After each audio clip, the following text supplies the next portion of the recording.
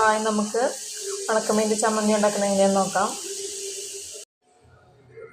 Hi, എൻ്റെ വീഡിയോയിലേക്ക് എല്ലാവർക്കും സ്വാഗതം. ഞാൻ ഇന്ന് ഡ്രൈ ഫിഷിൻ്റെ ചമ്മന്തി ആക്കാനായിട്ടാണ് എടുത്ത് വെച്ചിരിക്കുന്നത്. അതിനായിട്ട് 2 സൈസിലുള്ള ഡ്രൈ ഫിഷ് വറുത്ത് വെച്ചിട്ടുണ്ട്.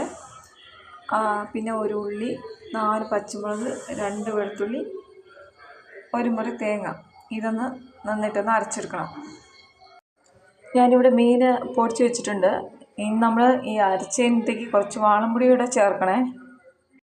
നമ്മൾ പൊടിച്ച് വെച്ച മീൻ ഉപ്പുണ്ടാവും. പിന്നെ ഉപ്പ് വേണമെങ്കിൽ ആവശ്യത്തിന് വേണമെങ്കിൽ അവരവരുടെ ആവശ്യത്തിന് നോക്കിയിട്ട് നമ്മൾ ഉപ്പ് ചേർത്താൽ മതി. നമുക്കിതൊന്ന് പതുക്കെ ഒന്ന് ചൂടാക്കി എടുക്കണം.